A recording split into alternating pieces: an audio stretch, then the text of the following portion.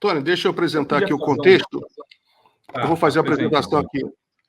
Eu ia perguntar Tony Garcia, exatamente. O Tony Garcia, empresário, ex-deputado, ele apareceu no debate público alguns meses atrás, em entrevistas para aqui para fora, para o 247, fazendo uma denúncia muito grave contra o ex-juiz Sérgio Moro, acusando o juiz de tê-lo usado, tê-lo manipulado como o seu agente secreto. Fez longas entrevistas e disse que apresentaria os documentos, tinha os documentos de tudo isso. Desde então, houve vários desdobramentos no caso, o juiz Eduardo Apio foi afastado, depois os processos contra ele foram suspensos, há decisões do STF recente, anulando decisões do Moro, enfim. Ontem alguns órgãos da grande mídia trouxeram uma notícia de que o Tony Garcia tinha entrado no STF e que esses documentos estavam disponíveis para alguns jornalistas, com essas acusações contra o Sérgio Moro. Hoje a Daniela Lima, do Globo News, apresentou trechos desse documento, até separei aqui. Então, agora a gente trouxe o Tony Garcia para a gente voltar a essa história. Eu, primeiramente, queria perguntar para o Tony Garcia qual é a novidade no caso dele, o que aconteceu de novo e qual a expectativa dele agora. Agora a coisa toma um outro patamar que a gente entra, né? Porque nós fizemos agora nós demos um passo oficial, jurídico.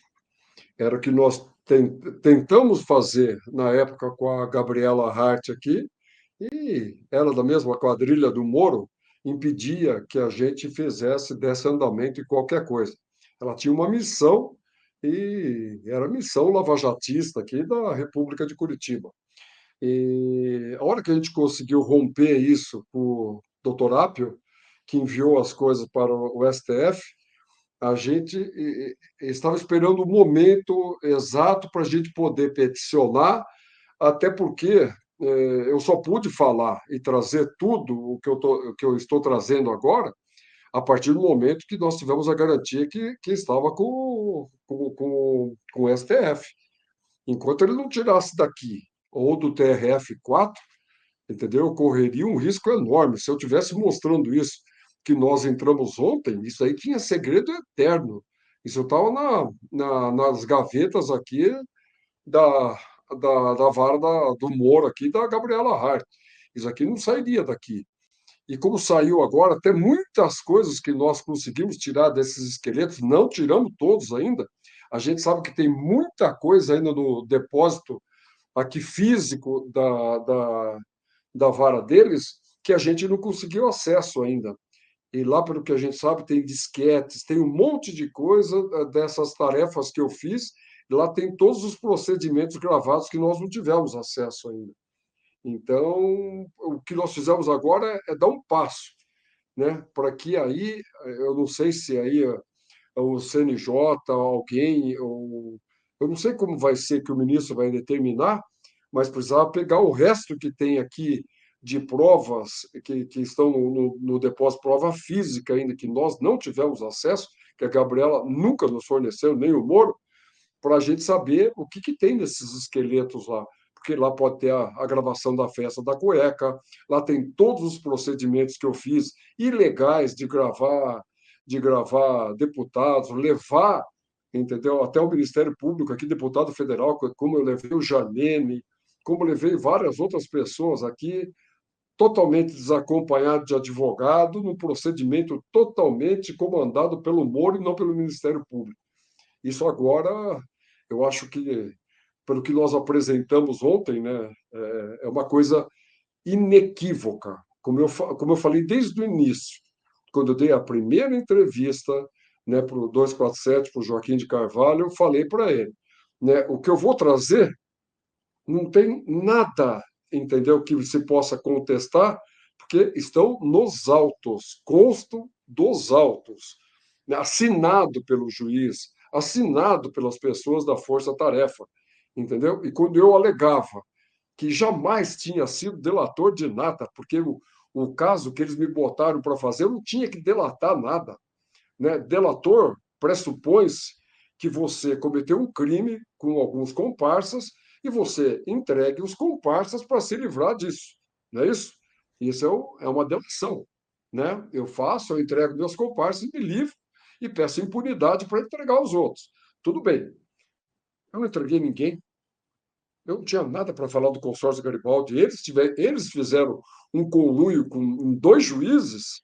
Eles fizeram Danilo Pereira Júnior, que era uma pessoa que era funcionário do consórcio Garibaldi, trabalhava lá, foi pego pelo Banco Central, a mulher dele foi pego cometendo uma fraude de uma contemplação inexistente dentro do consórcio Garibaldi, depois que veio a se saber que essa fraude tinha acontecido no nome do então agora juiz Danilo Pereira, e essa esposa dele foi usada como laranja dele dentro do consórcio Garibaldi para receber encargos trabalhistas do tempo que ele trabalhou lá.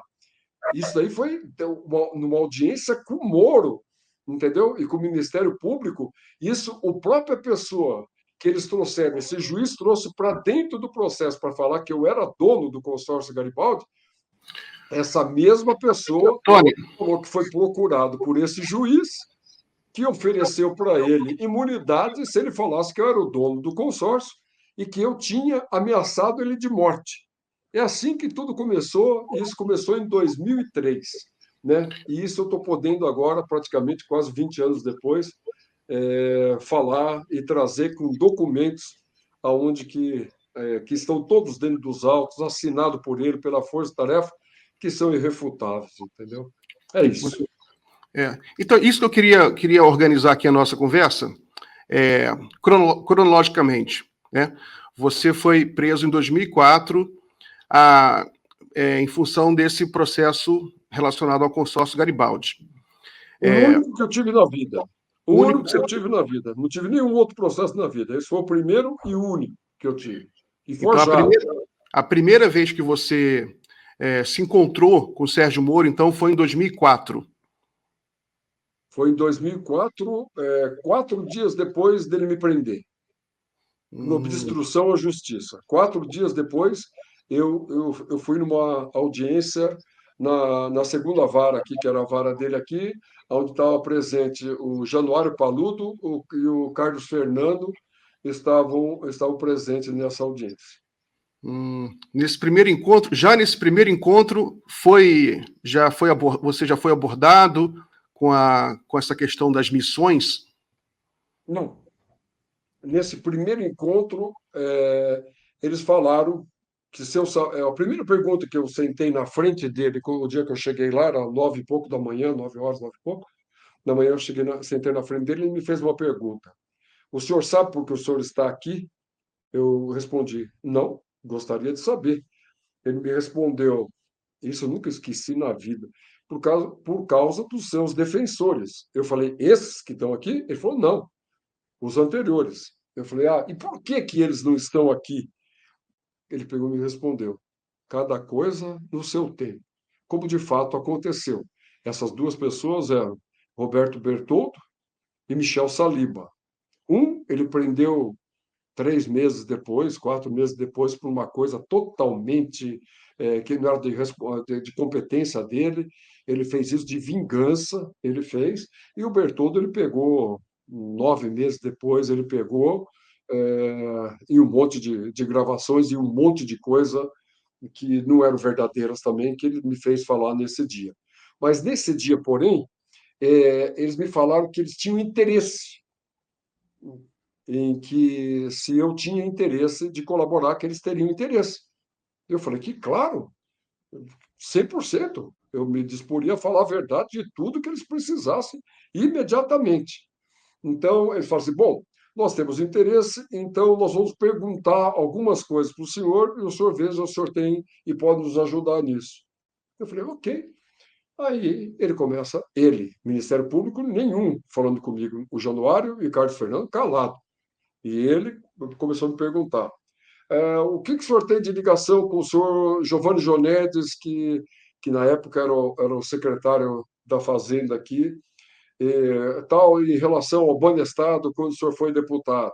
O que o senhor tem a ver com o negócio da venda do Banestado para o Itaú, ou o senhor participou disso? O senhor sabe se tinha dinheiro nisso? O senhor conhece o fulano de tal, que que era o presidente do Tribunal de Contas? O senhor tem relação com esse? Tem relação que eu vi? Ele começou a me fazer um monte de perguntas, eu respondendo todas. Qual a sua ligação com isso? Qual a sua ligação com aquilo? E me perguntando, me questionando. Eu fui respondendo. Não me fez uma pergunta sequer em relação ao consórcio Garibaldi, entendeu? E ao final, quando eu respondi todas as perguntas, eu fiquei lá 2 horas e meia respondendo tudo isso, eu perguntei para ele, mas, doutor Sérgio, eu gostaria de saber do senhor do consórcio Garibaldi. Eu não vou fazer acordo para assumir uma coisa que eu não sou dono do consórcio Garibaldi, o senhor sabe disso. Eu tenho 2 empresas que trabalharam com eles, entendeu? Uma empresa da família, outra é minha, que faz seguro, a outra é uma empresa que entrega os bens, e eu nunca fui da administração do consórcio Garibaldi, nada disso. O senhor sabe disso, as empresas estão aí, o senhor tem tudo, o senhor aprendeu tudo, o senhor sabe que não tem nada a ver. Ele pegou e me falou: não, essa é uma coisa que depois vocês têm que conversar com seus advogados e nós, numa outra audiência, numa próxima audiência, a gente vai colocar isso ordenadamente e aí nós vamos fazer um questionamento para ver se o senhor tem interesse de assinar o acordo e se a nós interessa também, de acordo com o que o senhor está falando aqui. Eu peguei e falei: ótimo, então vamos nos ater aqui a nisso, então eu não vou ter que falar nada de consórcio Garibaldi? Não, nessa primeira aqui não. Mas logo em seguida, vamos ver se amanhã ou depois vocês já evoluem com isso daí com seus advogados, converse para a gente ordenar melhor e a gente, na outra oitiva, a gente já vai fazer isso oficialmente. Eu falei: ok. E assim foi que eu conheci ele, Tony, nunca tinha visto ele na vida, ele me perguntou de tudo, menos do que ele tinha me prendido. Entendeu? Foi isso que aconteceu. queria dar um salto na história aí, Tony, porque até a gente conversou longamente no Fórum 11h30, acho que 1h30, né? Logo depois da entrevista com o Joaquim, e você teve a oportunidade de contar tudo isso em detalhes. Eu vou até pedir para fazerem um novo corte daquela entrevista para soltar hoje ou amanhã, junto com esse corte daqui. Eu queria, se você fosse escrever a sua biografia agora, quer dizer, ela já teria uma sugestão de nome, você, um homem e 30 missões, né? São 30 missões que você foi encarregado. Você poderia aqui falar para a gente quais são essas missões, o que você fez, porque já tem algumas coisas circulando na mídia, né? Então, eu acho que a gente pudesse falar dessas missões e como você agiu em cada uma. Missões que você foi colocado de forma constrangida pelo Moro, obrigado pelo Moro para não ser preso. Isso precisa ficar Obrigado. claro aqui. Isso precisa ficar claro, que o Tony Garcia, ele não ganhou dinheiro por isso. Ele não delatou alguém. O Moro falou: faz isso, é preso, eu vou te botar na cadeia, meu irmão. Então, é uma decisão difícil, ele tomou a decisão dele, e eu queria ouvi-lo agora nesse sentido, Tony. Quais são essas missões para a gente poder começar aqui, talvez desenterrar esqueletos da história recente do Brasil muito importantes. Renato, é o seguinte, veja, nesse primeiro dia que eu tive contato com ele, né, ele para mostrar a boa vontade, que ele era um cara bacana, tudo bem, no dia que eu fui preso, né, às 3 e pouco da tarde, eu recebi um recado que eu estava na sala da superintendência lá, estava sentado ali, né, e entrou um policial e falou para mim: ó, é bom você falar com o teu advogado aí, o outro advogado aí, porque se você entrar com alguma medida aí, continuar com esses advogados seus aí, o capa preta vai te jogar no presídio. E por você, um cara como você no presídio, olha, você vai correr riscos enormes, né? Eu falei, eu falar o quê com meus advogados? Eu estou aqui preso.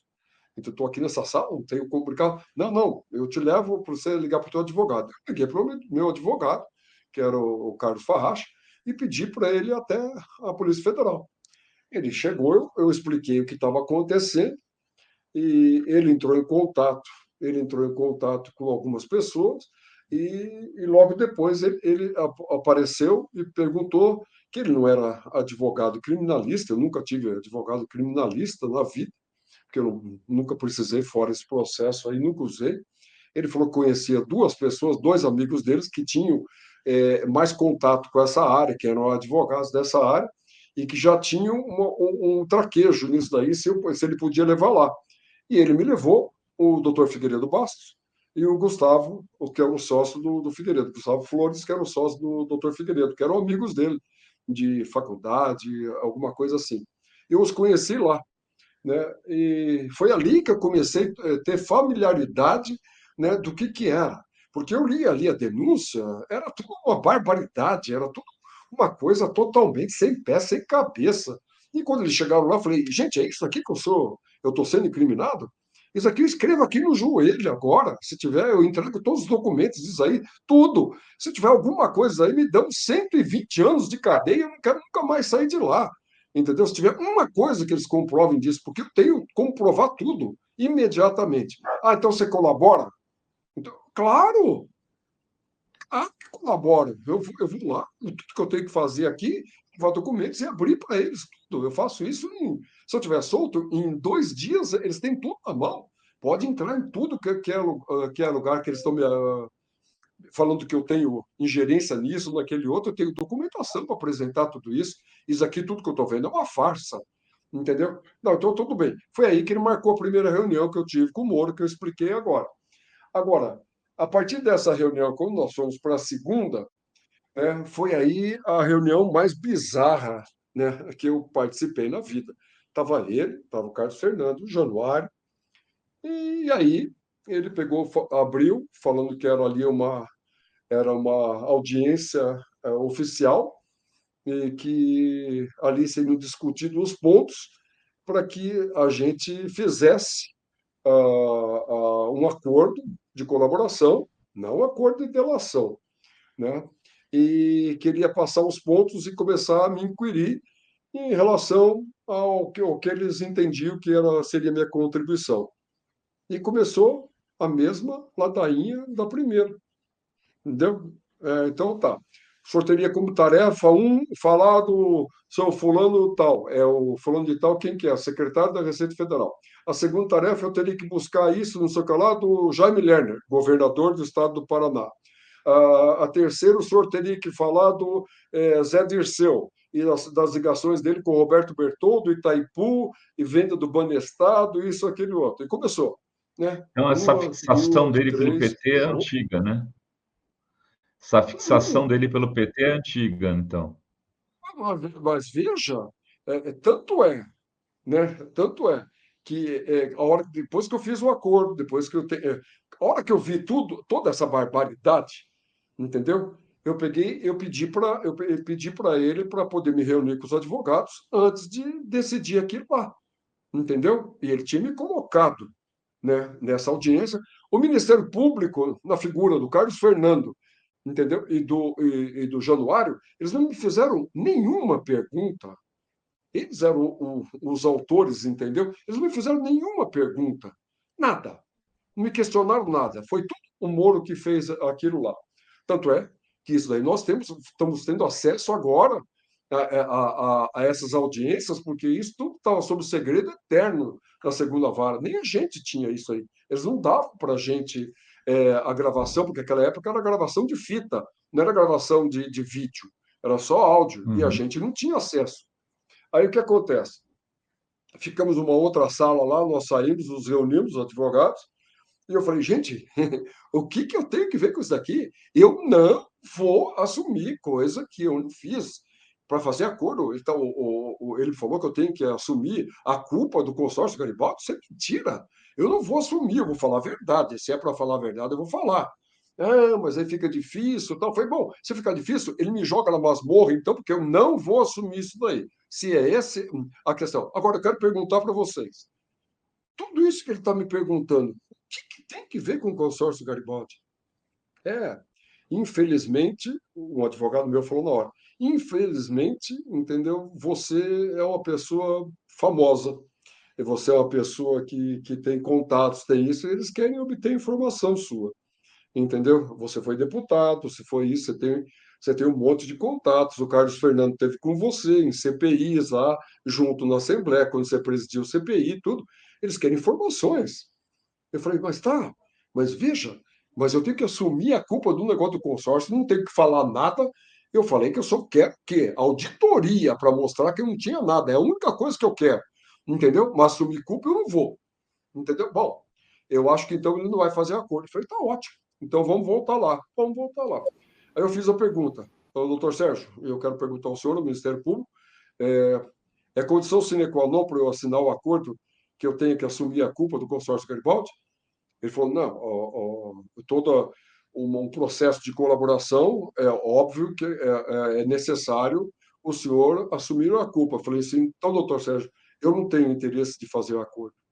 Ele falou, como assim? Eu falei, não, não tenho interesse, porque eu não vou fazer acordo com o consórcio Garibaldi falando que eu sou dono. Eu falei que eu faço o acordo, mas o senhor me dá, entendeu? A condição de montar uma auditoria lá dentro, se mostrar se eu tenho culpa ou se eu tenho participação ou não.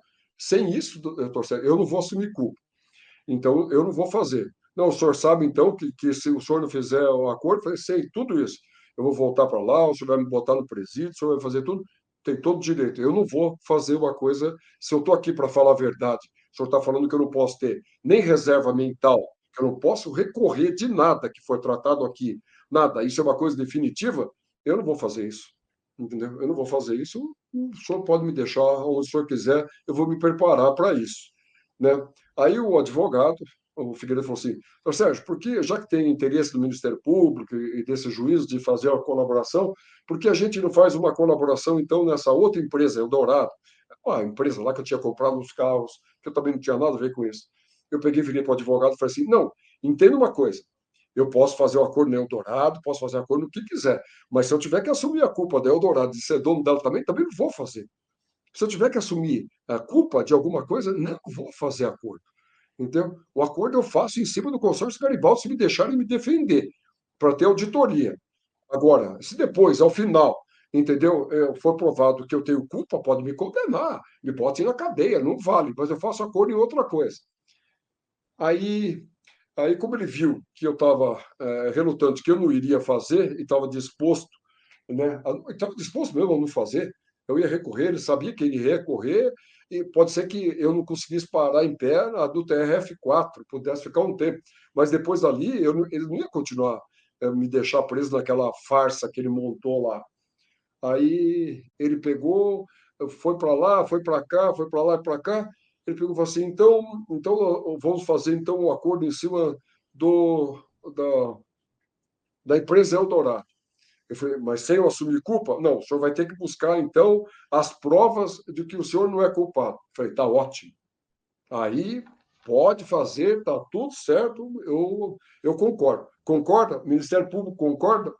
Carlos Fernando, pela primeira vez eu ouvi a voz dele aí falar, ele pegou e falou assim: olha, diante do que estás falando aqui, a gente está fazendo um acordo que extrapola aí, sabe, as condições legais.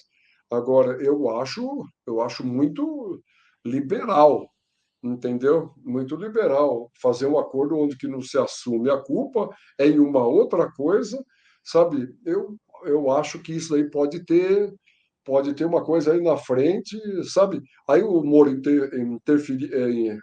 pegou na hora, ele interferiu na conversa e pegou e falou assim: não, eu só quero saber o seguinte, esse juízo sabe até onde os limites que pode chegar nisso, naquele outro, o réu está querendo colaborar, é de interesse da justiça e ele se botou prontamente para poder fazer e cumprir essas missões, essas tarefas, então a gente quer, entendeu? Quer realizar esse acordo e a gente precisa que o Ministério Público é, autorize nesse formato.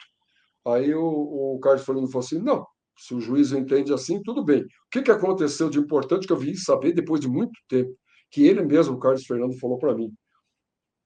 Ele não assinou o meu acordo de colaboração, o Carlos Fernando. Eu sempre achei que ele assinou. Quem assinou foi o Moro, foi o delegado federal, foi o Januário Paludo e o Vladimir Aras. O Carlos Fernando não assinou porque não concordou, porque ele achava aquilo ilegal. Entendeu? E ele saiu fora do acordo. Em compensação, depois que começaram as tarefas, começaram tudo, quem se retirou e me falou que não ia participar daquilo, eu tenho que fazer justiça também, né? Foi o Vladimir Arra. Ele falou, Tony, eu não vou seguir com isso, entendeu? Eu assinei teu acordo, tudo bem, também achei liberal, achei uma coisa complicada, mas isso que estão obrigando você a fazer, eu não vou compactuar. E aí quem que me obrigava a fazer era o Moro, o Carlos Fernando e o Januário Paludo. E uma das coisas que ele se indignou, o Vladimir, foi Tony, quando desculpa te eles interromper, me mas obrigaram. você não pode falar das tarefas? Quais eram essas missões? Citar Então, algumas? uma delas, uma delas era ter que pegar o Bertoldo para envolver o Zé Dirceu Isso, no isso. esquema, É. no esquema de Itaipu, que ele tinha dado o cargo de conselheiro, o que era dele, ele deu para o Bertoldo lá, e ele era tido como operador do Zé Dirceu, do Vacari, do Silvinho, dessa gente, e ele queria saber sobre isso, entendeu? Aquela E nessa hora que o da Vladimir se festa revoltou, da da festa cueca, dos procuradores, lá era uma da, das da tarefas festa da também? cueca, tudo isso. Não, essa já era uma outra história, mas a princípio, né, ele queria pegar a coisa de dinheiro, de envolver. E nessa hora que foi uma das coisas que mais rápida que aconteceu, foi que o Vladimir se negou a dar continuidade a hora que eles me obrigaram a dar entrevista para a Veja, entendeu? Para o Alexandre Ultramari, que quem mandou ele me dar a entrevista, quem falou para eu dar a entrevista foi o Moro e foi o Carlos Fernando. E o que aconteceu? Quando o Que era uma Alexandre me ligou, entrevista falando que contra o estava no Zé hotel, Dirceu, que ia. né? Hã? Era uma entrevista contra o Zé Dirceu, né? Para envolver o Bertoldo com o Zé Dirceu, que tinha um avião de um empresário chamado Vadir Debs, de um outro aqui, Chico Simeão, que o Bertoldo Foi estava capa da junto, Veja. que era levar para o Zé Dirceu, que era de Itaipu. Tudo isso daí eu fui pautado pelo Moro e pelo Carlos Fernando. O Januário não participou porque eu não falei com ele nessa questão. Mas a hora que o jornalista ligou para mim, eu falei para ele, não, veja, eu não posso falar, você me desculpe. Ele pegou e falou assim: não, deixa eu te falar então, eu acho que eu não me fiz entender direito. As pessoas, entendeu, com quem você está falando, é que me pediram para te entrevistar. E a reportagem vai sair de qualquer jeito. Quem vai decidir o viés vai ser você, conversando comigo ou não. Eu falei, então eu vou pedir autorização para eles, já que você está falando isso. Ele pegou e falou: faça isso, eu estou aqui no hotel, meu número é esse daqui e tal, te aguardo. Eu liguei para quem? Para o Moro. Entendeu? Falei, ó, estou com o jornalista da Veja, tal, só que me falando que para falar, que está falando com vocês. Ele pegou, ele falou assim, ok, siga em frente. Eu falei, tá bom. Liguei para o Eu Januário, esqueci que o nome atendeu do foi o Carlos jornalista. Fernando. Qual era o Ó, nome do jornalista mesmo? Esqueci o nome do Alexandre, jornalista. Alexandre Ultramari. O Ultramar, isso. Isso. Miguel, fica à E vontade aí, eu tô. Tony, eu separei os documentos aqui. Hoje a jornalista Daniela Lima, ela divulgou em vídeo trechos do documento apresentado ao STF com algumas provas contra o Sérgio Moro. Né? Eu separei aqui, deixa eu ir passando aqui, tem a capa aqui, né, desse documento, né? Aí tem aqui, eu queria que você falasse um pouco, deixa eu ver algum bom aqui, peraí. Aqui, ó, 5 de abril de 2005, terça-feira, Antônio Garcia, conversou com Sérgio Moro das 11 horas até meio-dia. Houve interrogatório de Carlos Furtado, que foi indiciado. Antônio falou sobre a condução do IPL pelo delegado da Polícia Federal, Tiago, que estaria indiciando Bagrinhos, e deixando os principais, Sérgio Rodrigues e Celso de Miami, de fora, querendo restringir o assunto e empurrando a sujeira para debaixo do tapete. Ao acordo do Antônio e do Eduardo Albertini. Você lembra disso aí? Você pode explicar para a gente o que significa isso, Tony? Isso daí, eles queriam envolver as pessoas, isso daí era dessa empresa Eldorado, que era um negócio onde eles fizeram o meu acordo, nessa empresa Eldorado. Eles queriam que eu conversasse com essas pessoas, né, para falar o modus operandi e provar que não tinha nada a ver com aquilo lá, mas, porém, eles tinham um pano de fundo nisso daí. Eles queriam pegar nessa coisa uma pessoa chamada Nego Scarpim, que tinha relação com o Bertoldo, que tinha relação com gente do TRF4 e de um desembargador TRF4 chamado Lippmann, que era inimigo mortal do Sérgio Moro e dos procuradores. Tinha um outro chamado Dirceu, que era o presidente do TRF4, que também era inimigo, e um outro procurador chamado Dilton França, entendeu? Eles queriam pegar essas pessoas. E com isso daí, esse negócio de importação, estava envolvido com uma outra pessoa chamada Sérgio Malucelli, que era sócio desse Nego Scarpim. Eles estavam dando a volta em mim para chegar nessa gente, para eles poderem começar a grampear quem eles queriam, que era o Nego Scarpim, que era o Sérgio Malucelli, e que era o Bertoldo, que era o Enio Forneia, essa gente que está aí no papel. Tudo isso daí que está aí é tudo pano de fundo para chegar aonde que eles queriam. Onde que eles queriam era chegar no TRF4, nesses dois desembargadores lá. E conseguiram chegar com prova forjada de uma pessoa que eu levei lá, entendeu? O apelido dele era uma pessoa chamada Funil, tem aí até nas tarefas. Ele trabalhava com esse Nego Scarpim, e eu levei ele no Ministério Público, através do Sérgio Malucelli, que ele trabalhou por ele também, que era sócio do Scarpim, e ele deu um depoimento lá, forjado pelo Sérgio Moro, forjado pelo Carlos Fernando e o Januário, aonde ele fala, entendeu? Que ele tinha levado $100.000 ou R$100.000 na casa desse Lippmann e deu como que era a casa do Lippmann. Na sala tinha um vaso assim, tinha um quadro na parede assim. E, na verdade, ele nunca foi levar dinheiro lá. Ele foi levar um carro para ele, entendeu? Que ele tinha comprado para o desembargador. Ele viu a casa, só que falaram que ali ele foi levar dinheiro. E foi assim que eles entraram com o processo, conseguiram afastar esse desembargador, sofreu um processo terrível, entendeu? Conseguiram afastar, eu não sei se ele foi aposentado, alguma coisa assim, tá? E mais tarde eu tive que depor, eu fui depor, eu já estava livre deles, por uma parte, né? E eu depois falei que eu não entendia nada daquilo, que para mim eu levei uma pessoa que eu nunca tinha ouvido falar daquilo, mas eles já tinham pego a pessoa que eles queriam. Eles tinham um alvo, eles tinham um alvo.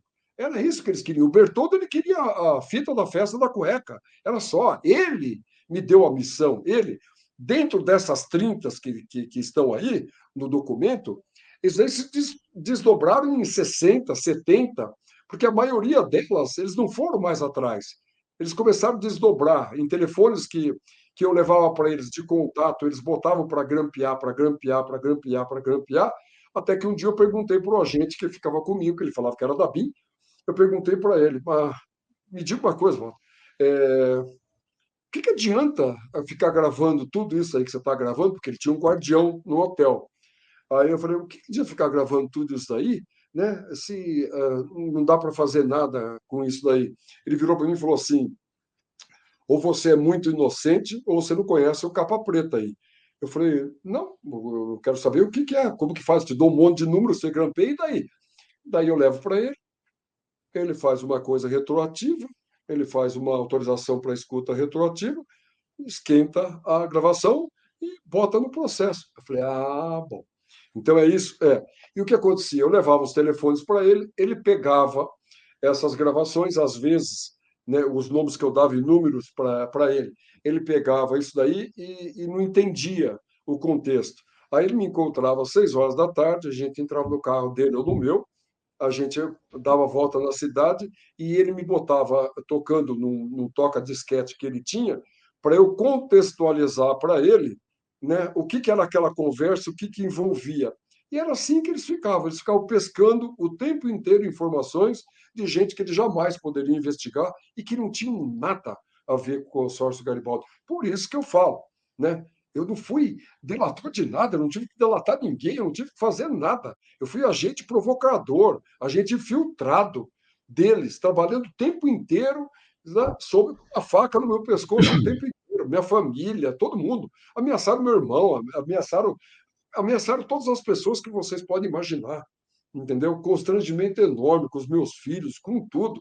Mas eu tinha uma espada porque eu sabia aonde que eles iriam e não conseguia me livrar deles há muito tempo. Eu fiquei preso com essa gente fazendo isso. E essas tarefas todas que vocês estão vendo aí, todas, elas não ficaram nisso, né? Essa era o básico. Conforme a coisa ia pegando do lado que eles queriam, eles iam afastando uma e me dando outras. Era interminável. Tanto é que em 2018 eu sofri um outro constrangimento, 2020 eu sofri outro constrangimento, 2021 eu sofri outro constrangimento, o tempo inteiro. Eles queriam que eu fizesse para eles, trabalhasse para eles o resto da vida. É isso que eles queriam. Nada que tinha com isso. Meu acordo já tinha transitado e julgado quando a dona Gabriela Hart, entendeu? Entrou junto com o Ministério Público para quebrar um acordo meu transitado e julgado em 2006, entendeu? É assim que funcionava. E com o TRF4, quem que era do TRF4? O lugar que eu poderia recorrer, quem estava lá recorrendo quando eu recorri? Danilo Pereira Júnior, que foi justamente o funcionário do consórcio Garibaldi que se tornou juiz, que pegou uma pessoa para falar que eu ia matar ele, que era o responsável do consórcio, forjaram a coisa para me prender. Esse juiz foi aonde que eu fui recorrer. Então, eu tava numa teia interminável, até que o doutor Apio me livrou disso, enviando para o TRF4.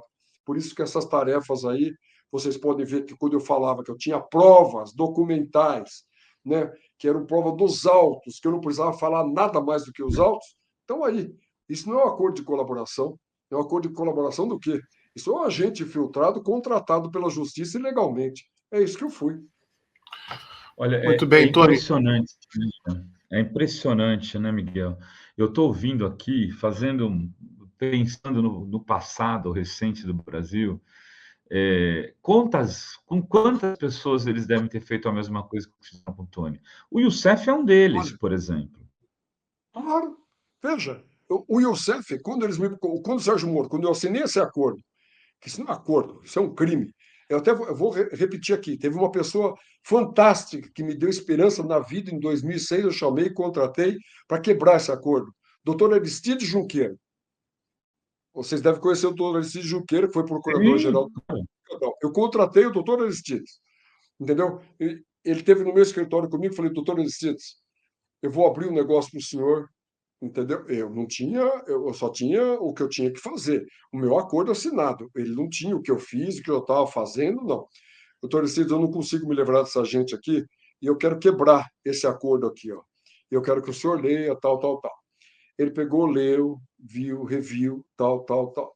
E falou para mim, Tony, isso aí eu nunca vou me esquecer, que isso que me deu esperança até hoje. Ele falou, Tony, vou te falar uma coisa. Nesse momento, eu fico muito grato pela confiança, entendeu? É um contrato bom para eu pegar, para defender, tudo bem, mas eu não vou ser desonesto com você. Eu não vou pedir a quebra desse acordo aqui, porque do jeito que esse juiz e o Ministério Público estão agindo, o TRF4, eles vão jogar nós dois num calabouço e vão jogar a chave fora, entendeu? Agora, porém, entendeu? Se um dia você tiver chance, em uma outra hora, né, oportuna, de levar isso daqui ao conhecimento público, eu posso te afirmar uma coisa. Com todos esses anos que eu tenho de experiência, eu jamais vi uma coisa dessa. Essa gente toda que assinou isso daqui vai para a cadeia, entendeu? Ele falou isso para mim, o doutor Aristides Junqueira. Ele falou: isso aqui não existe no nosso ordenamento jurídico. Isso não existe, isso é impróprio. Isso daqui é uma desfaçatez o que você tem a ver com essas coisas que eles estão dando para você fazer? Eu falei, não é que estão dando, doutor Aristides, eu estou fazendo, eles estão escalando cada vez mais. Eu tive que brigar com eles a semana passada, eu falei, por isso eu chamei o senhor, né? Porque eles queriam que eu fizesse isso com amigos meus, que não tem nada a ver com essa história, que eles estão pegando grampo de todo mundo, estão esquentando grampo, estão ouvindo conversas e querem que eu fique sabendo, então não vai ter fim. Ele pegou e falou, pois é, você vai ter que ter calma, vai ter que ter paciência, é um abuso, mas se um dia você tiver essa oportunidade, eu não vou pegar essa causa, porque eu vou poder complicar você. Atenda seus advogados, faça isso, e, e se você tem que ter resignação agora, nesse momento, para você poder avançar na frente. Isso, quando ele falou para mim, né, eu não sabia que ia demorar 17 anos para eu poder fazer isso daí, mas demorou Ou 17 seja, anos. o Tony está com 70 anos, desde os 53 ele está vivendo isso. Miguel, você tinha uma pergunta, né? Tony, muita gente faz o paralelo com a Lava Jato. O Sérgio Moro foi o titular da Operação Lava Jato, ele prendeu muita gente e muitos empresários fizeram acordo com o Sérgio Moro e há muitas denúncias hoje de abusos cometidos pelo Sérgio Moro. Ele foi considerado suspeito pelo STF, né? Inclusive o presidente Lula foi uma vítima do Sérgio Moro. Eu queria saber qual o paralelo que você faz entre o que você sofreu e que depois você observou com os empresários da Lava Jato. Veja, que eu falo isso desde sempre, né? Porque quando você começa a falar, eu conheço o modus operandi dele, porque eu trabalhei com ele, né, durante esse tempo todo, e quando eu começo a ver hoje, né, o que se desdobrava, e eu tinha muito conhecimento naquela época de tudo como estava acontecendo, porque o que tinha?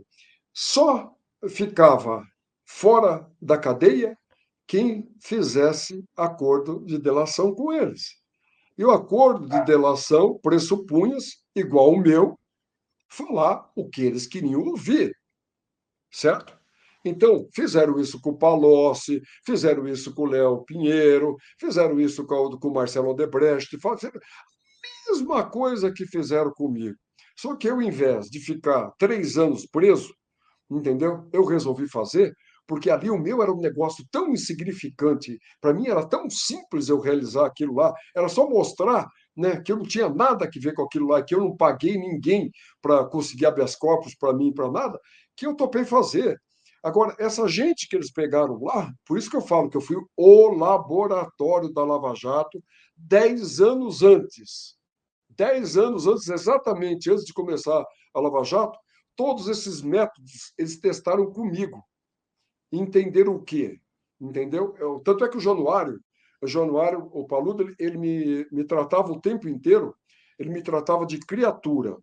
Porque ele falava que a criatura que eles criaram tinha superado eles, entendeu? Que eu levava resultado para eles fantásticos, que eles jamais iam conseguir. Então, ele me chamava de criatura o tempo inteiro. Eu tinha, veja, eu como réu, eu tenho até vergonha de falar isso, né? Que a justiça brasileira fazia isso. Eu entrava e saía do MPF, da sala do Sérgio Moro, falava com eles e tal, como se fosse um funcionário da justiça.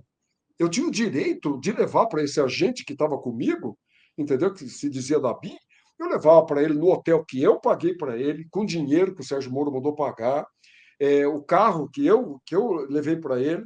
Ele tinha 3, 4 carteiras de identidade, com cada um com nome, eu não sei o nome dele até hoje, mas pelo menos tem um relatório que ele fez lá, que ele mandava, não sei o nome que ele fez. Mas o que acontece? Eu levava esses telefones para ele lá, e depois do tempo, comecei a levar telefone de quem eu queria para ele. Entendeu? Você começa a brincar de Deus, você começa a gostar da brincadeira. Eu tenho que me penitenciar por isso também. Sabe? Você bota para ouvir governador, você bota para ouvir isso daqui, tal, tal, tal, depois você começa a ouvir tudo. É assim que o Sérgio Moro fazia. E o que o Sérgio Moro fez? Né? Como que ele fez isso daí? Como ele chegou aonde ele chegou? Comigo, ele conseguiu as informações que ele não conseguiria em 30 anos, ele não conseguiria por causa do meu network. E as pessoas que o Carlos Fernandes sabia, que eu convivia, né, que eu tinha acesso a donos de jornais, de televisão, de figuras importantes da República, de senadores e tudo isso, deputados. Então, o que acontece? Eles queriam saber disso daí.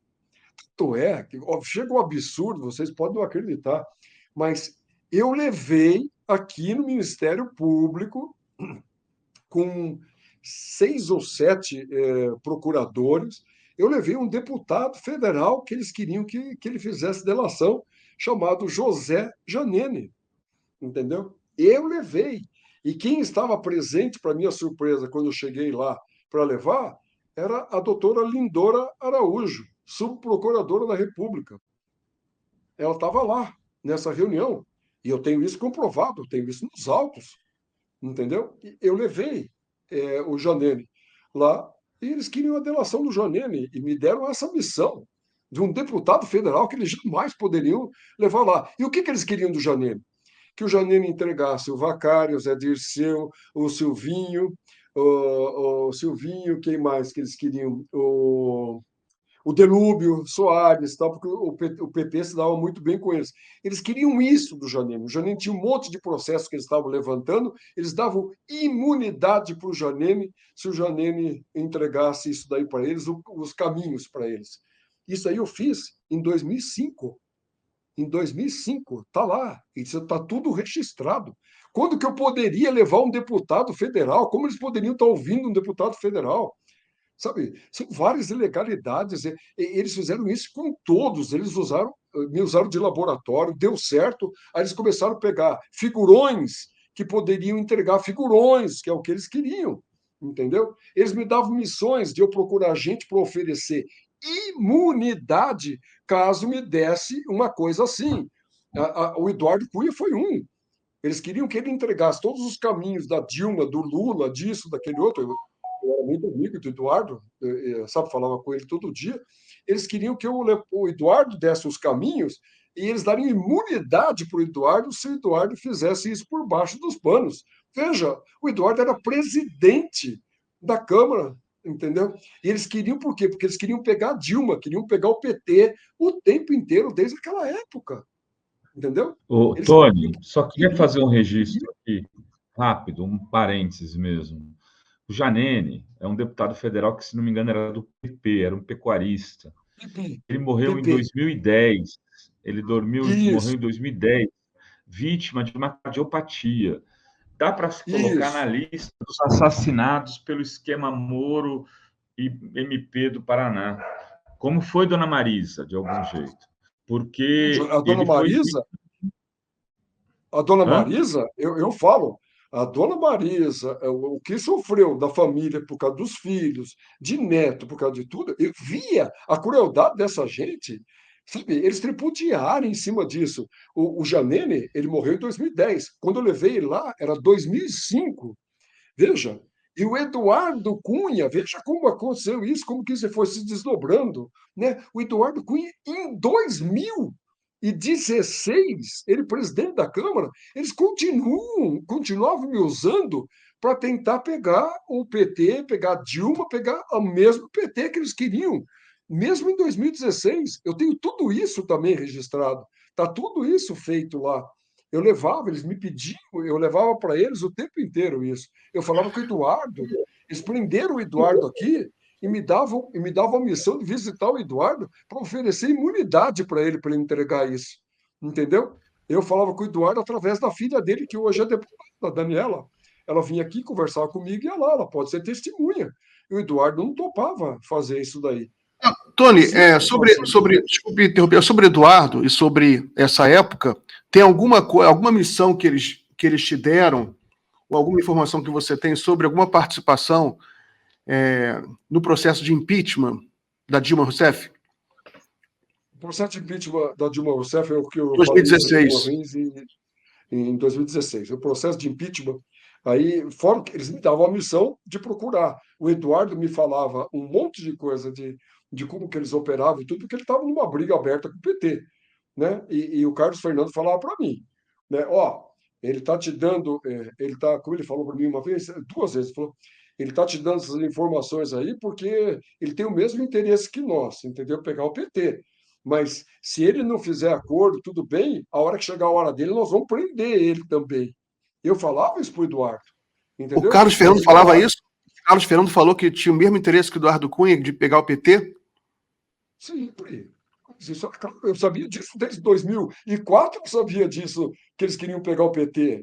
Me fizeram falar do Zé Dirceu, de montar coisa com o Zé Dirceu, com o Bertoldo, que é tudo mentira. Eles me davam o prato feito para eu falar, entendeu? E podiam fazer as ações que eles faziam. Então, esse tipo de coisa que eles faziam com o Eduardo, é aquele negócio. Eles estavam na mesma vibe, sabe? Os dois querendo pegar o ódio mortal, tal, tal, e fizeram.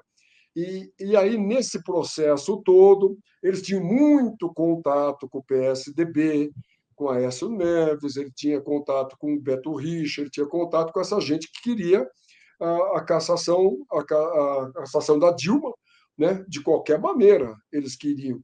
E com essas informações que eles obtinham, até um dia que chega para mim um deputado aqui do Paraná chamado Valdir Rossoni, que é do PSDB, foi aqui presidente da Assembleia, depois foi deputado federal, e ele me passa uma mensagem às 2h10 da tarde, e me dizendo que ele saiu de um almoço na casa do Aécio Neves, que estava lá o Carlos Sampaio, que era o líder do PSDB, e mais um monte de PSDBistas lá, e que se eu falasse para o Eduardo, ele tinha uma missão de falar para mim que se o Eduardo levasse naquele dia para o plenário, para eles votarem o impeachment da Dilma, a admissibilidade do impeachment da Dilma, eles, na outra quarta-feira, eles dariam os 2 votos na comissão de ética, né, o PSDB, e que o Rossoni assumiria uma suplência, e que dariam os 2 votos para ele escapar da comissão de ética. Eles falaram isso para mim, está escrito, eu tenho o registro de tudo isso. Eu passei por Eduardo Cunha, isso foi às 2h10, eu tenho tudo isso registrado. Passei por Eduardo, e o Eduardo, naquele momento, começou a perguntar: mas veja, isso que ele falou, você acredita nele? Falei: bom, eu fiz ele votar em você, aí estava junto no plenário quando ele votou em você, contrariando o Aécio, todo mundo. Ele não é uma pessoa confiável. Porém, entendeu? Ele está falando o nome do Aécio, do Carlos Furtado, chamou, e falou: se eu chamar o Carlos, o Furtado não, o Carlos Sampaio, se eu chamar ele aqui, eu não vou passar vergonha? Eu falei: não sei, vou te repassar as conversas dele aqui, você tire suas conclusões. Passei para o Eduardo. Ele chamou o Carlos Sampaio, que estava na enfermaria, tinha tido um pico de pressão alta, alguma coisa assim, e depois ele conversou com o Carlos Sampaio, que conversou com a Aécio Neves, certo? E ele me falou, às 5 horas da tarde, o Eduardo me falou que ele ia levar para o plenário, às 6 horas da tarde, ele levar o impeachment da Dilma para a admissibilidade do impeachment da Dilma. Eu tenho tudo isso registrado, é histórico isso. A conversa com o Rossoni, a conversa de quem ele falou, a conversa do Isso está Eduardo o tempo inteiro.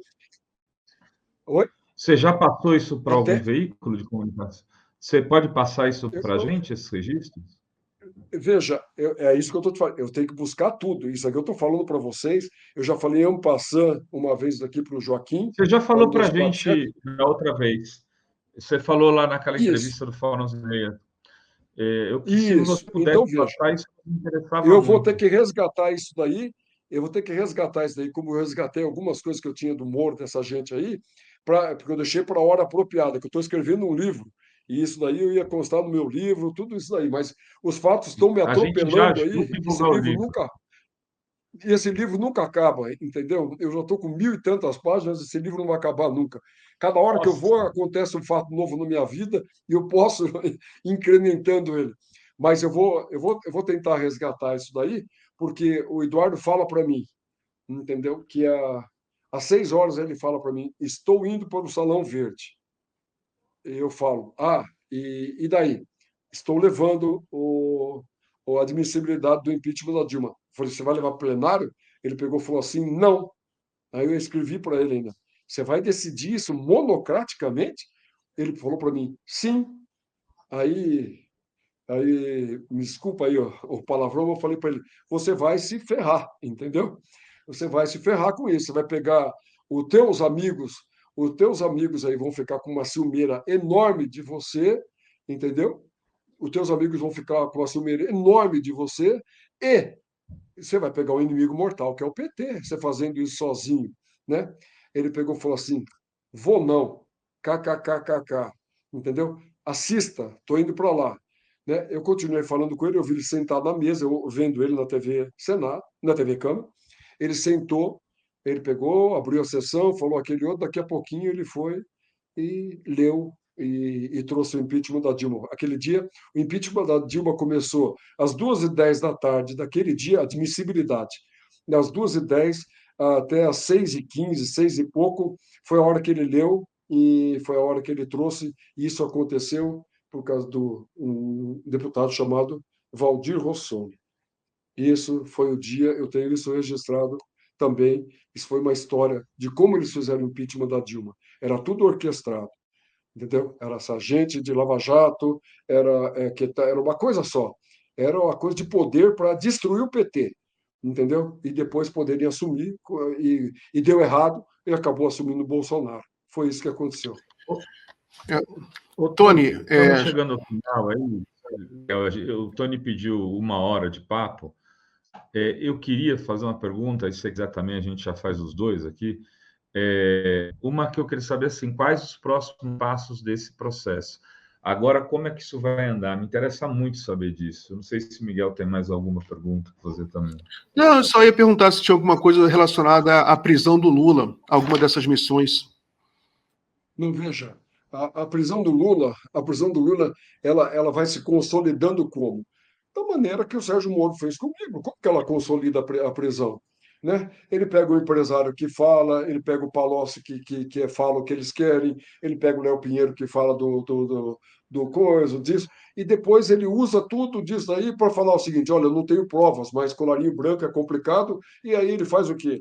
Ele usa o direito penal do autor e o domínio do fato para condenar sem prova. O que ele fazia? Chantageando o TRF4 que não se mexia em nada que ele fazia por causa da tal festa da cueca que ele pegou, né? Que ele tinha essa fita, chantageou todo mundo lá, e não sei até que proporção a chantagem foi, e chantageando inclusive o ministro que era o responsável pela Lava Jato, né? No STJ, que era o Félix Fischer, que ele também tinha uma conversa do Bertoldo envolvendo o filho do Félix Fischer e tal, essas coisas. Então ele chantageou todo mundo. E da chantagem ele construiu a prisão do Lula em cima de domínio do fato. Um falou, outro falou, o PowerPoint o Deltan, eles construíram em cima de forçarem as pessoas no calabouço aqui em Curitiba, né? Por isso que eu falo que a Guantánamo de Curitiba, eles extraíram a confissão de todo mundo, de um homem de 70 e tantos anos, como o Léo Pinheiro, aqui jogado aqui no presídio 3 anos, de todos eles, Palocci, todos eles. Quem não fizesse delação ficava preso. É isso que as pessoas não entendiam no país e davam apoio por uma coisa dessa daí. As prisões infindáveis, as escutas infindáveis, eles não paravam, entendeu? E as pessoas não conseguiam sair da prisão porque eles usavam a mídia para isso. E foi assim que eles prenderam o Lula. Eles prenderam o Lula em cima da comoção nacional, das farsas que eles faziam o tempo inteiro e botavam no Jornal Nacional todo dia com exclusividade. Vazavam conversa daqui, vazavam conversa de lá. Mesma coisa que fizeram comigo para vazar para Veja o que era mentira, entendeu? Foi assim que eles faziam. Ou seja, eu fui o laboratório deles 10 anos antes para eles botarem tudo isso em prática com esses figurões aí que eles pegaram depois. É isso aí que eles fizeram. Tudo tem a ver com a prisão do Lula. Por isso que eu falo, né? Eles não pouparam gente, sabe? Teve o que eles fizeram, o correitor de Santa Catarina que se suicidou. Eu vi um monte de gente, famílias, empregos, tudo. Eles não estavam nem aí. Eles estavam pensando no proveito próprio deles, né? Esse alpinismo jurídico, social, enriquecimento, né? A custa de qualquer pessoa. Quantas vezes, quando eu vi a morte do neto do Lula, eles festejando isso, que não estavam deixando o Lula ir ver o neto ser enterrado, entendeu? Festejar a morte da dona Marisa, sabe? O Deltan, Moro, essa gente festejando a morte da dona Marisa, sabe? Eles eram cruéis, eles são cruéis.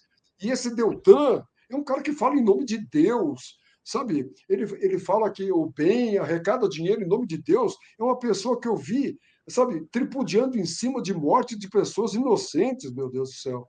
Essa gente não pode ter perdão. É isso que eu falo. E não interessa o tempo que passou, tudo isso tem que ser feito justiça. Isso isso tem tudo a ver com a história democrática do nosso país. Vocês estão tanto falando sabe, em preservar a democracia, preservar tudo isso. Como é que a gente vai se preservar democracia, né, com esse tipo de coisa no judiciário, com essas instâncias todas comprometidas por uma pessoa nefasta, como foi o Moro, como foi esse Deltan, Carlos Fernando, Januário Paludo, foram nefastos para perseguir um partido, perseguir de toda maneira, para eles tentarem colocar no poder quem eles queriam, que era o PSDB. Eles não conseguiram, eles tentaram. Né? Eles tentaram de toda maneira com a Aécio Neves, depois tentaram com o Geraldo Alckmin, que também não foi, e acabou dando o Bolsonaro. E que aí foi um tiro no pé deles, eles não sabiam o que podia acontecer. Essa gente é democrática? Essa gente usou justiça para fazer justiça ou justiçamento? Entendeu? É isso que a gente tem que botar essa discussão daqui para frente, para a gente ter uma discussão muito séria dessa página infeliz da nossa história. É o que eu penso. Ô, Tony, e o processo daqui para diante? Como é que vai ficar? Agora, pelo menos, eu tenho uma tranquilidade e a paz de eu ter podido fazer tudo isso, o que o doutor Aristides falou para mim, né? Há 17 anos atrás, eu estou podendo realizar agora. Então, estou leve, eu estou tranquilo, eu sei que hoje eu estou no protegido dessa gente aqui, entendeu? Eu estou feliz da vida. É o único processo que eu tive na vida, e se isso se resolver lá, o resto eu estou dando Ou todos seja, os agora está no elementos para que a Supremo, né? justiça.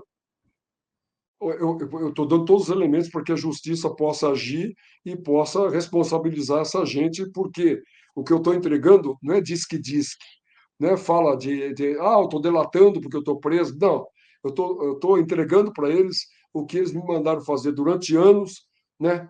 Assinado por eles todos, com a digital deles todos, e eles não têm como falar que não é como a Vaza Jato, que eles vão poder falar, isso foi ilegal, é prova ilegal, eu não reconheço.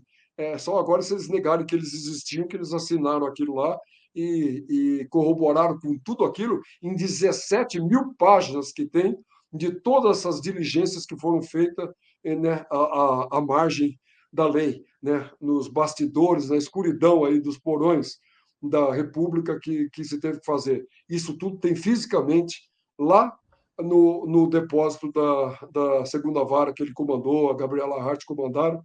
Se isso for levantado, nós vamos passar a democracia limpa, pode ter certeza. Ô, Miguel, estou vendo que tem vários superchats aqui, né? Você chegou a ler já? Eu coloquei na tela aqui um superchat da Sueli, pelo conjunto da obra, votando na Fórum, desejando que continue sendo essa ponta de lança do jornalismo progressista independente. Obrigado, Sueli. Ela está votando na Fórum. Ela está falando que está votando na Fórum porque a Fórum está concorrendo ao prêmio CUT de liberdade de imprensa. Nós somos lá 3 indicados. Então, entra lá no site da CUT e vota na Fórum. São 6 categorias, nós estamos concorrendo com o GGN e a TVT. Fomos indicados pelos sindicatos, pelos movimentos sociais. Ficamos muito felizes aí. Só reconhecimento de estar entre os 3 veículos de comunicação indicados pelo movimento social e sindical já é maravilhoso. Mas se a gente puder ganhar, a gente gostaria, viu, Miguel? Então, vou depois te passar o link, ou para o Guilherme, pôr aqui o link aqui durante a transmissão para as pessoas poderem votar na gente. Mas continua, Miguel. Então, tem um superchat aqui da Sandra Nunes. Obrigada, Tony. Desmascarou o marreco e a Globo foi obrigada a noticiar. Você lavou a minha alma. Abraço de Palhoça, Santa Catarina. É isso aí. Rovai, vamos liberar o Tony Garcia. Agradecer muito a participação dele. Não, Renato, eu quero agradecer vocês também. Eu estou à disposição de vocês sempre.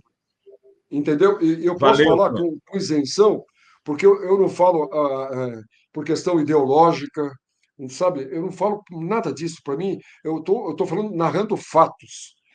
Para mim, ideologia de lado, isso, aquele política, para mim não tem nada disso. Eu estou vendo fatos, estou trazendo à tona uma coisa que eu acho que dificilmente vocês vão se deparar com uma coisa dessa, uma corrupção tão enorme feita na justiça, que trouxe tanto, mas tanto desastre para o país, como essa gente trouxe, como o que eu estou mostrando agora e o modus operandi dessa gente. É isso que eu acho que é minha contribuição para isso, para essa história do país. A contribuição de mostrar quem eram esses heróis, falsos heróis, que levaram o Brasil a quase um desastre total durante esse tempo que eles ficaram trabalhando nas sombras. É essa que é a minha contribuição. Eu agradeço a vocês todos e estou à disposição sempre que vocês precisarem para elucidar esses fatos aí.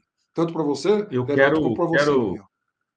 eu quero aqui dizer o seguinte: quando o Tony contou o primeiro dia a história lá no Joaquim, lá no 247, eu convidei ele veio no dia seguinte, já na Fórum, conversar comigo no Fórum 11h30, e a gente pôde avançar sobre alguns pontos, né? Porque eu já tinha visto a entrevista anteriormente. No primeiro momento, você fica assim, pô, mas que história cabeluda!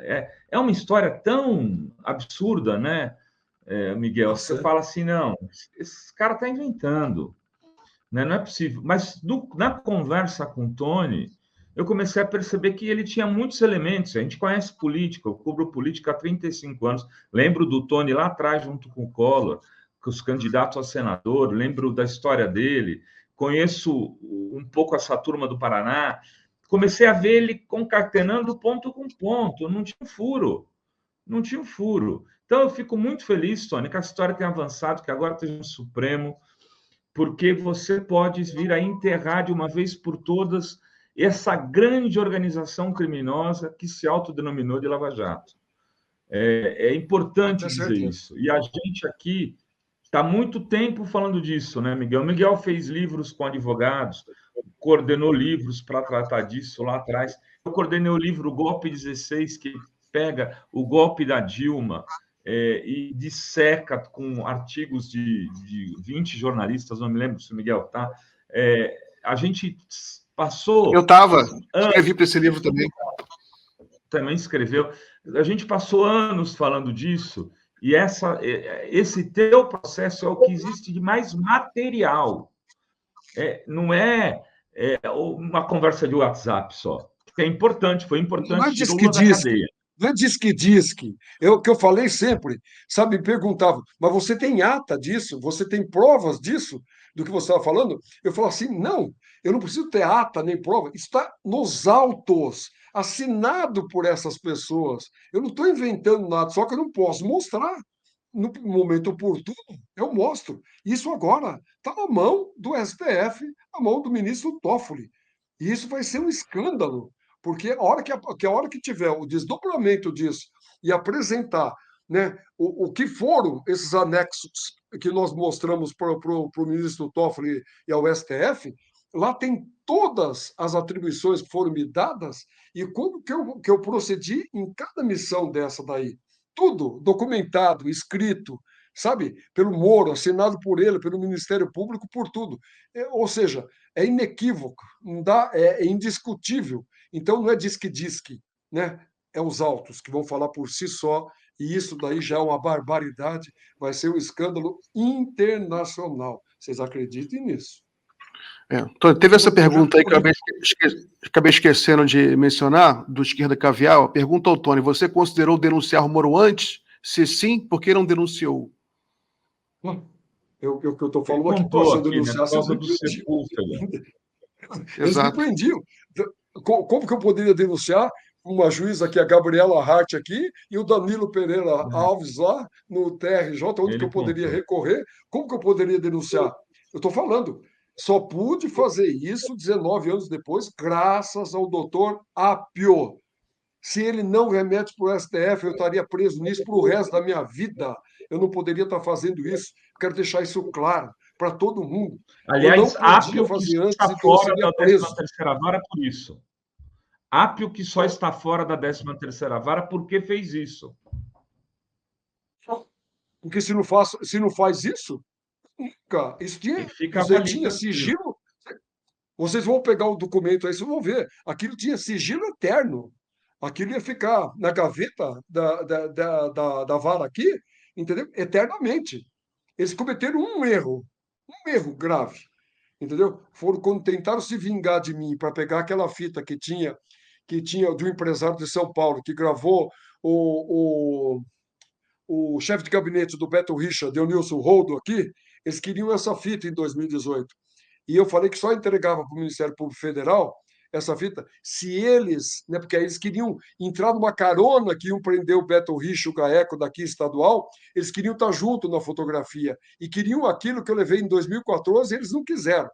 Aí eles queriam pegar na mão grande de prova emprestada. Falei, para vocês ficarem com a faca no meu pescoço o resto da vida, só entrego se vocês anuírem o acordo. Então, não vou entregar, entendeu? E eles fizeram o quê? Anuíram, fizeram tudo, né? E imediatamente, para me retalhar, o Deltan, o Januário e o Carlos Fernando mandaram eles entrarem com a quebra do meu acordo que tinha transitado em julgado em 2006. Esse foi o erro deles, entendeu? E isso foi parar na mão da Gabriela, eu tentei falar com ela, eu expus tudo isso que eu estou expondo para a Gabriela, ela não fez nada, e eu pude fazer a hora que o ministro mandou o ministro recolheu tudo da mão dela e levou para o STF. Então, eu quero esclarecer e deixar isso, eu quero que vocês divulguem isso, por favor. Eu só pude fazer isso a partir do momento que o ministro Toffoli avocou para ele esse processo. Caso contrário, eu morreria sem ver isso, sem poder estar falando o que eu estou falando aqui agora.